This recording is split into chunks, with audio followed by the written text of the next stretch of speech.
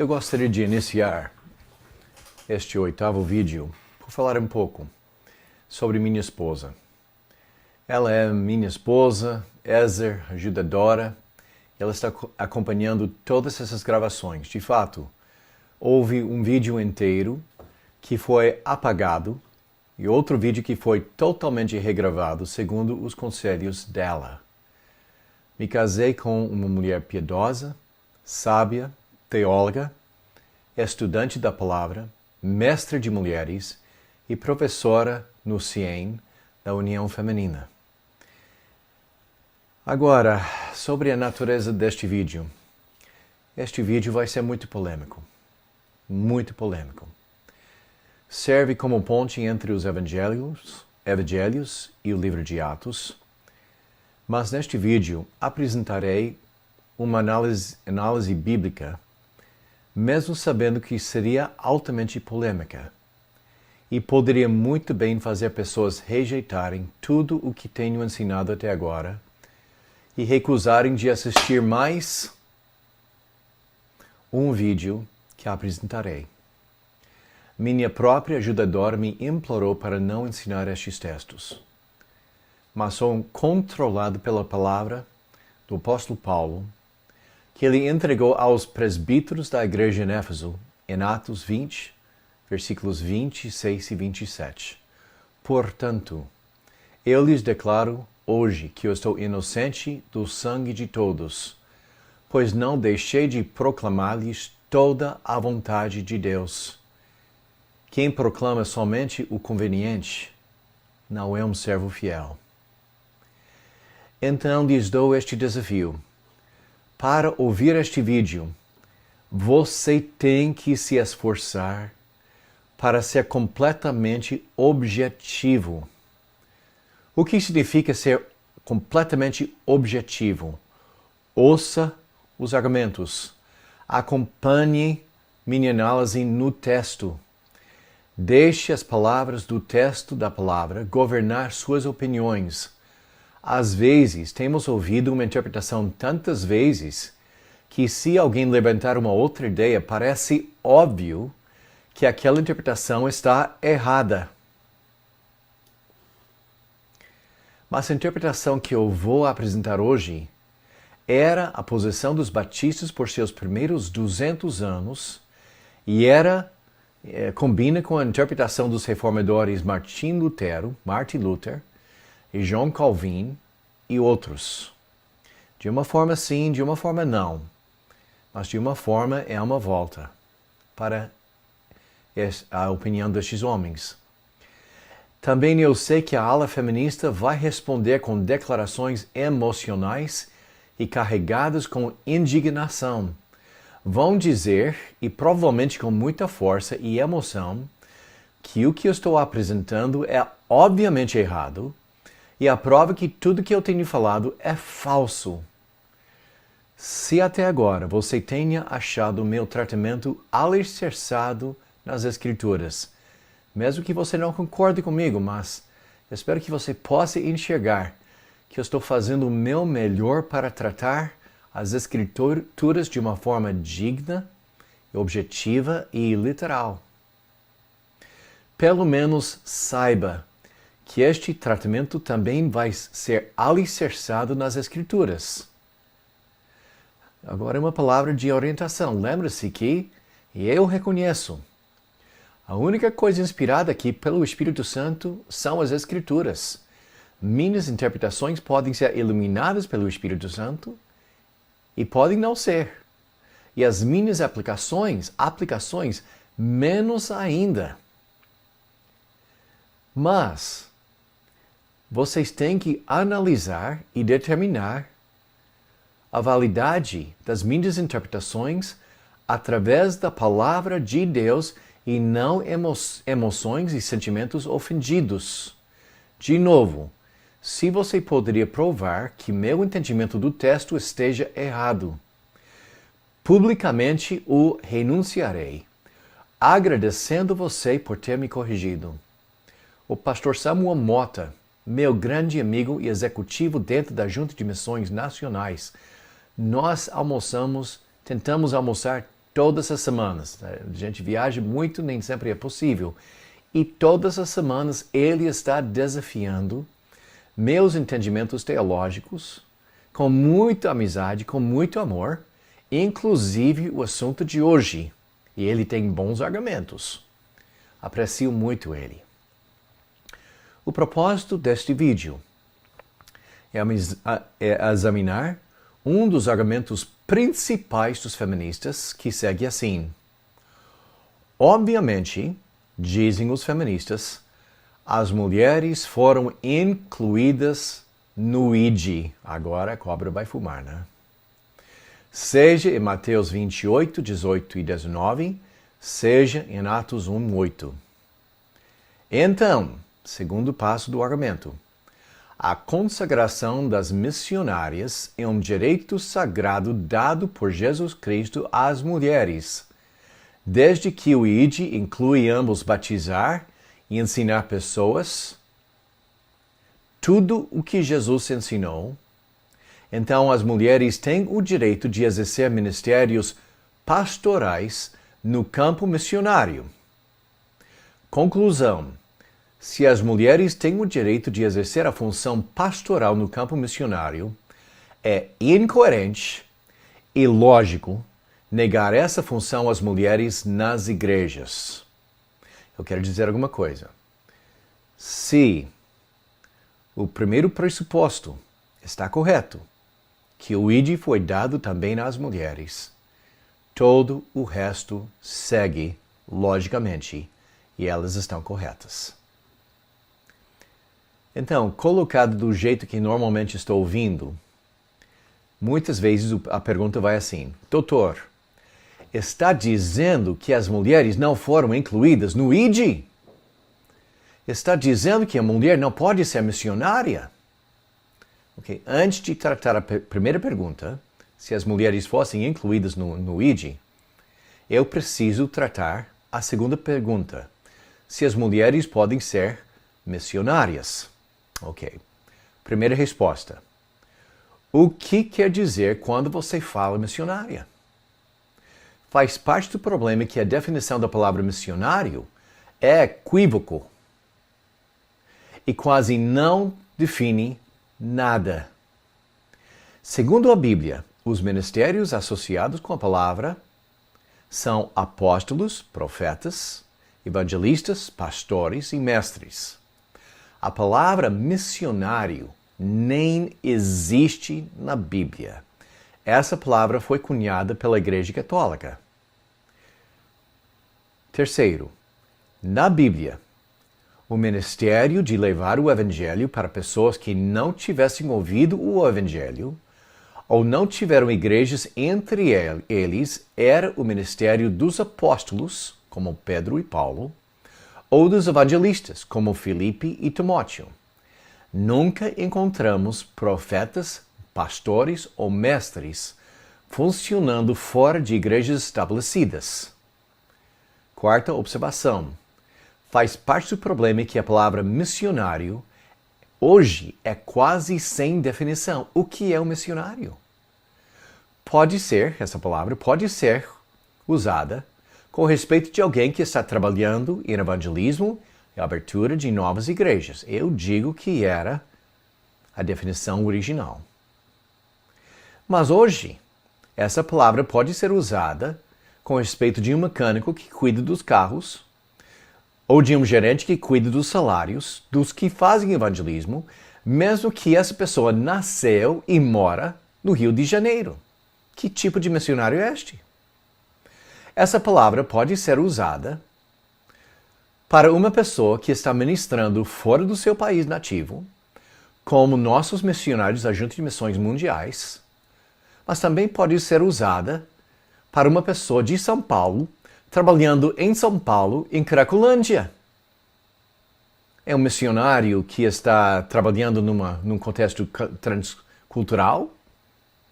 Então, se alguém perguntar, Mark, está dizendo que uma mulher não pode ser uma missionária? Responderei, em qual capacidade? Existem, literalmente, centenas de ministérios para mulheres nos campos missionários que não ferem as práticas e ensinamentos apostólicos. A palavra missionária é tão vaga que não serve para nada em nossas conversas. Em nenhum lugar a Bíblia fala que mulher não pode ser apóstola, evangelista ou pastoras. Agora, fala que mulheres podem ser profetisas e mestras, sim. Mas a Bíblia ou ensina através de histórias, como temos visto até agora, Jesus nunca ordenou uma mulher como apóstola ou evangelista, ou a Bíblia proíbe que as mulheres exercem algumas funções na igreja, como veremos nas cartas de Paulo. E confia que somos suficientemente inteligentes para entender as implicações e restrições para o ministério feminino. Agora, tendo tratado essa primeira pergunta de o que é um missionário, a mulher pode ser missionária? A resposta é pode sim, pode não. Depende da função em que ela está ministrando. Agora vamos para as considerações exegéticas. Primeiro, Mateus 28. Quando chegamos em Mateus 28, e em vez de enxertar nossos pressupostos, precisamos observar o que está no texto. E o texto que tem é o texto que tem que formar nosso entendimento e não nossos pressupostos ou emoções. Como pode dizer? Não é um argumento, é uma exposição de preconceitos. Então, olhando para o texto, primeira pergunta. Quem é que Jesus Cristo convidou ao encontro onde deu o ide, conforme as Escrituras? Nós encontramos a resposta em Mateus 28, versículos 9 e 10. De repente, Jesus as encontrou. As quem? As mulheres que foram para o túmulo e disse, salve. Elas se aproximaram dele, abraçaram-lhe os pés e o adoraram. Então Jesus lhes disse, não tenham medo. Vão dizer a meus irmãos que se dirijam para a Galileia. Lá eles me verão. Aqui nós temos as discípulas principais de Jesus Cristo. Elas não foram convidadas para participar no encontro. Elas foram orientadas para entregar as orientações de Jesus Cristo aos apóstolos para encontrar ele em Galileia. Mas pelo texto, se nós respondermos à pergunta, as mulheres foram convidadas ao ide, a resposta objetiva e factual é não. Segundo, quem foi ao encontro? Mateus 28, versículos 16 a 20. Os 11 discípulos. As primeiras 3 palavras já respondem a tudo. Mas vamos continuar. Os 11 discípulos foram para a Galileia, para o monte que Jesus lhe indicara. Quando o viram, o adoraram, mas alguns duvidaram. Então Jesus aproximou-se deles e disse, foi-me dada toda a autoridade no céu e na terra. Portanto, vão e façam discípulos de todas as nações, batizando-os em nome do Pai e do Filho e do Espírito Santo, ensinando-os a obedecer a tudo o que eu lhes ordenei. E eu estarei sempre com vocês até o fim dos tempos. Fatos. Nenhuma mulher foi convidada ou presenciou o ide. Fato. Somente os 11 foram presentes quando Jesus deu o ide. Eu preciso dizer alguma coisa. A segunda parte de Mateus entre a rejeição do Messias pelo povo de Israel e Jesus batalhando em Jerusalém. Essa segunda parte é a preparação dos 11 para assumir a liderança da igreja. Se alguém perguntar, o ID não foi dado às mulheres? A resposta bíblica, exegética e correta é não. Jesus teve mais que 500 apóstolos fiéis depois de sua morte e ressurreição. Vários deles, como podemos ver em Mateus 28, Marcos 16, Lucas 24 e Atos 1, foram mulheres. Mesmo assim, Jesus Cristo convidou somente os 11, nenhum outro homem e nenhuma mulher. E somente eles. Para ser comissionados para levar o Evangelho até os confins da terra. E nunca houve confusão na igreja sobre isso.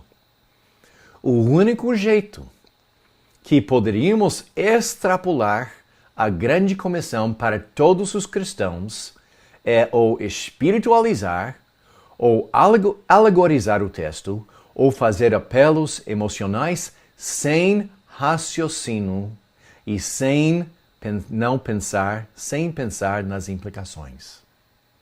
Quais implicações? Se insistirmos em dizer que as mulheres são incluídas na grande comissão, também precisamos retirar delas todas as restrições com respeito de pregar o Evangelho, batizar os novos convertidos e exercer autoridade apostólica na área de discipulado. E as feministas dirão amém. Mas veja bem, se insistirmos em dizer que a grande comissão é para todos, porque os membros maduros de sua igreja ainda não saíram para os confins da terra. Faz parte do ID. Se você não tem saído para os confins da terra, você não está sendo desobediente ao ID.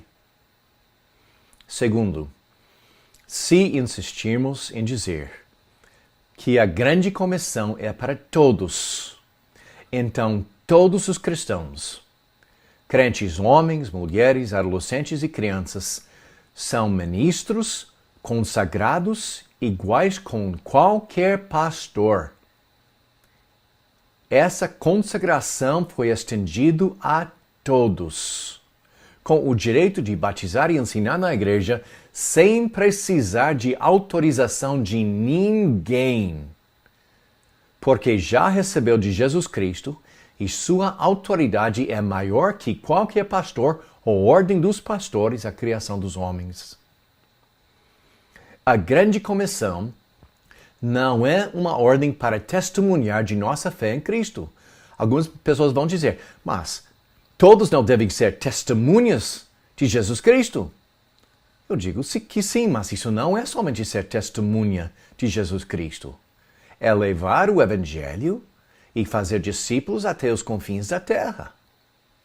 Era uma ordem para os apóstolos, e depois estendido aos evangelistas, como Filipe, Atos 8, Atos 21, 8, Lucas, Marcos, 2 Timóteo 4, 5, Tito, e eu digo que o Espírito Santo está livre para estender o ID às pessoas chamadas como evangelistas até hoje, pessoas como William Bagby, Solomon Ginsburg, para levar o Evangelho e plantar igrejas entre todos os povos.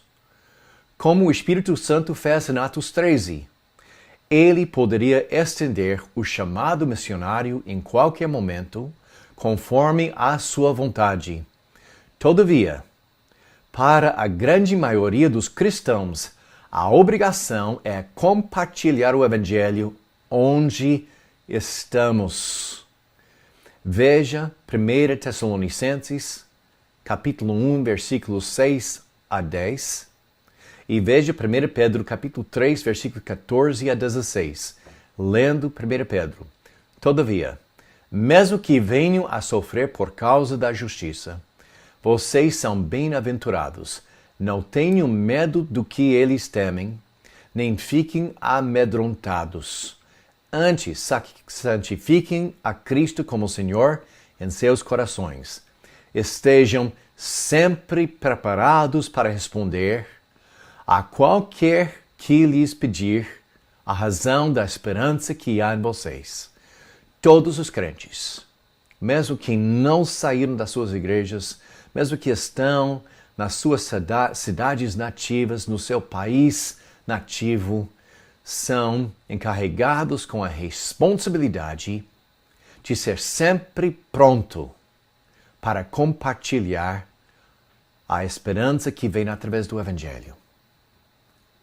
Versículo 16. Contudo, façam isso com mansidão e respeito, conservando uma boa consciência, de forma que os que falam maldosamente contra o bom procedimento de vocês em Cristo fiquem envergonhados de suas calúnias. Isso não é o ide, é o testemunho. Agora vamos para Atos 1:8. Em nosso próximo vídeo, consideraremos o assunto da liderança masculina e feminina no livro de Atos. Mas devido à semelhança entre Mateus 28, 18 a 20 e Atos 1:8, é conveniente considerar essa questão agora. As mulheres foram incluídas na grande comissão em Atos 1:8? Para responder essa pergunta, primeiro precisamos considerar uma introdução panorâmica de Atos. Atos 1:8 é o versículo-chave do livro, que fornece o esboço do livro de Atos. Atos 1-7, Jerusalém. Atos 8 e 9, Judeia e Samaria. A evangelização dos meus judeus, samaritanos e etíopes, e dos judeus fora de Jerusalém.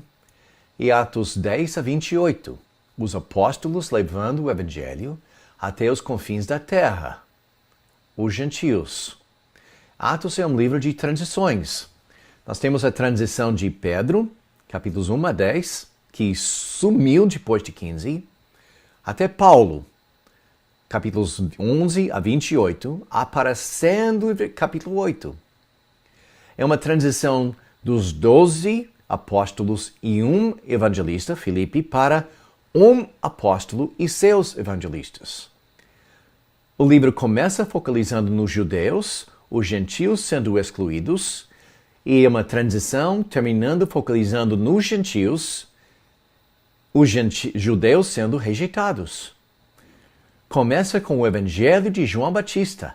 Arrependa-se e creia no Messias e sejam batizados pelo perdão dos seus pecados para o evangelho de Jesus Cristo. Todos que creem nele recebem o perdão dos pecados. Atos 13, versículos 38, 39 e Atos 16, 31. Começa com a continuação do batismo de João.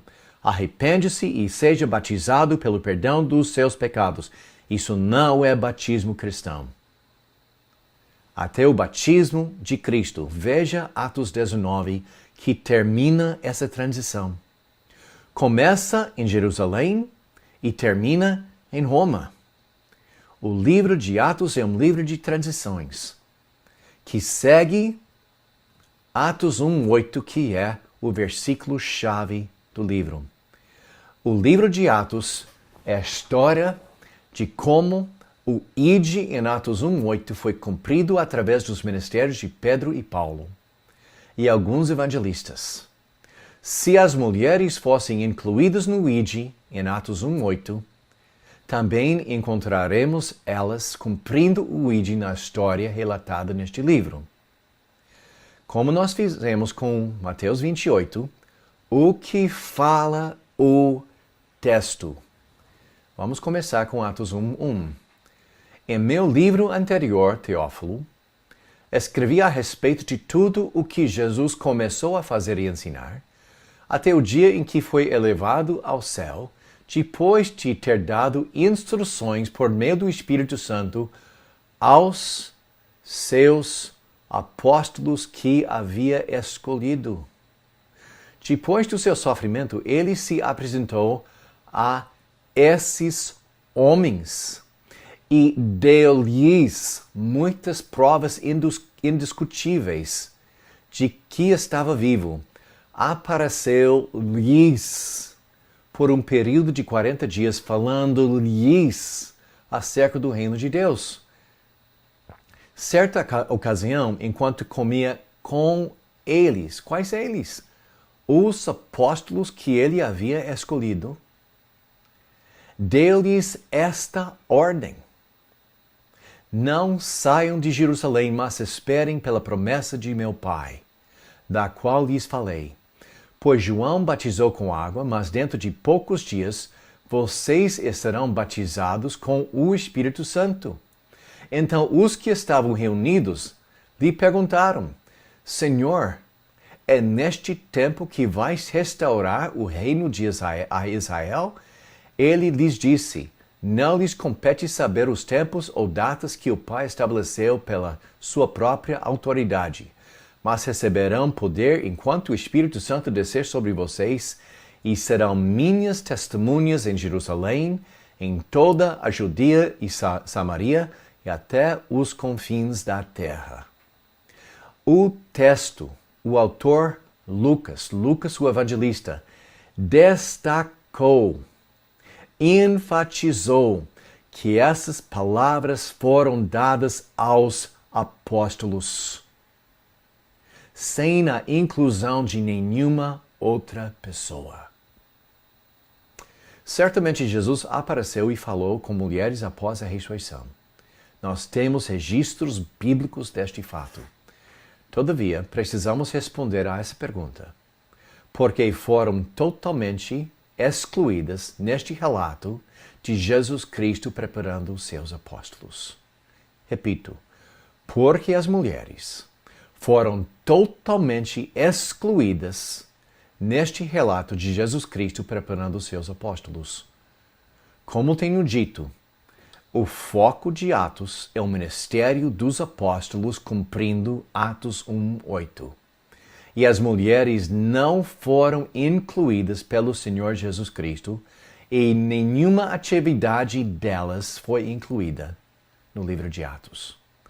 Pode culpar Lucas como um histórico machista, ou pode reconhecer que é mais uma evidência da perspectiva de nosso Senhor Jesus Cristo sobre a liderança masculina da igreja e a ausência total da liderança feminina. Eu estava lendo uma autora hoje, mais uma vez comparando Jesus, o feminista, com Paulo, o machista. Mas, de fato, Jesus não o ensinou ou praticou qualquer coisa que contradiz as orientações do seu apóstolo aos gentios. Então, como podemos ver o ID sendo cumprido no livro de Atos? Em Atos capítulos 1 a 12, o ID estava sendo cumprido por Pedro, os apóstolos e Filipe. Mostre para mim uma só mulher pregando o evangelho em Atos capítulos 1 a 11. Alguém pode mostrar qualquer mulher cumprindo o ID nessa primeira parte de Atos? Em Atos capítulos 13 a 28, o ID estava sendo cumprido por Paulo e Barnabé, mas principalmente por Paulo. Em todos estes capítulos, não encontramos nenhuma mulher pregando o evangelho em Atos capítulos 13 a 28, nem em Atos 17, versículo 28, que trata de Priscila. Ninguém poderia legitimamente dizer que a mulher lega, Priscila, junto com seu marido, estava cumprindo o ID neste versículo. Trataremos aquele versículo no próximo vídeo. O foco do livro de Atos é como Atos 1:8. Foi cumprido através dos ministérios apostólicos de Pedro e Paulo. As mulheres não são representadas no livro porque não foram os objetos do ID em Atos 1:8, conforme o que o texto fala. encontramos a confirmação que o ministério missionário na igreja primitiva era um ministério limitado aos apóstolos em 1 Coríntios 9, versículos 1 a 6. Paulo escreveu: Não sou livre, não sou apóstolo, não vi a Jesus nosso Senhor, não são vocês o resultado do meu trabalho no Senhor? Ainda que eu não seja apóstolo para os outros, certamente o sou para vocês, pois vocês são o selo do meu apostolado no Senhor. Esta é minha defesa diante daqueles que me julgam. Não temos o direito de comer e beber? Não temos o direito de levar conosco uma esposa crente, literalmente uma irmã, como fazem os outros apóstolos, os irmãos do Senhor e Cefas? Paulo tratou aqui o ministério apostólico, o ministério missionário. Primeiro, em versículos 1 e 2, Paulo definiu o ministério apostólico como um de levar o evangelho aos que não tiveram o evangelho, como ele fez aos coríntios. A viagem dele, levando o evangelho aos gentios que não tiveram o evangelho, é uma definição da essência do ministério apostólico.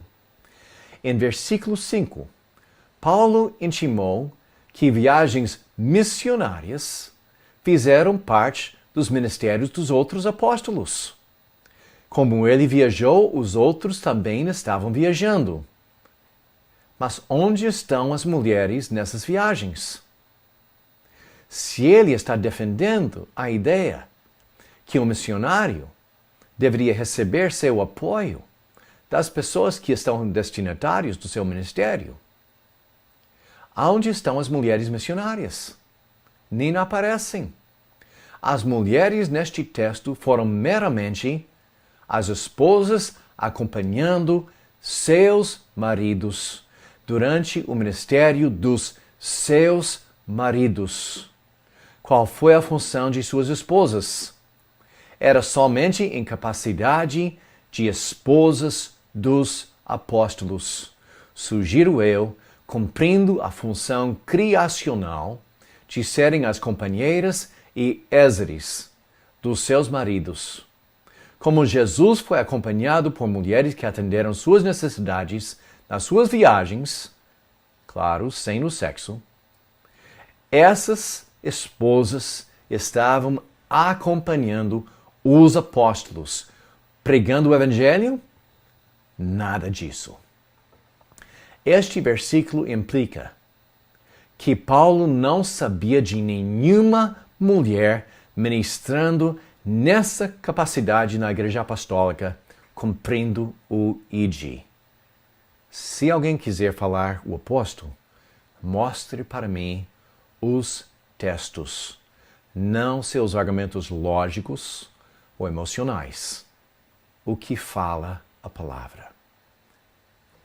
Então, eu quero terminar essa gravação com um apelo. Irmãs, se nosso Senhor Jesus Cristo não ordenou mulheres, nem como apóstolas, nem como evangelistas, mas cada vez que teve oportunidade para colocar alguém em liderança, Ele, seu Senhor, escolheu homens. Imploro vocês que confiarem no amor e na bondade de Jesus Cristo, negar seus próprios desejos e sejam discípulas do Senhor Jesus Cristo. Irmãos, se Jesus Cristo não ordenou mulheres, nem como apóstolas, nem como evangelistas, mas escolheu homens cada vez que teve oportunidade para colocar alguém em liderança, imploro que vocês, especialmente vocês pastores, seguem o padrão de nosso Senhor. Porque como Jesus Cristo falou, um bom discípulo faz igual ao seu mestre.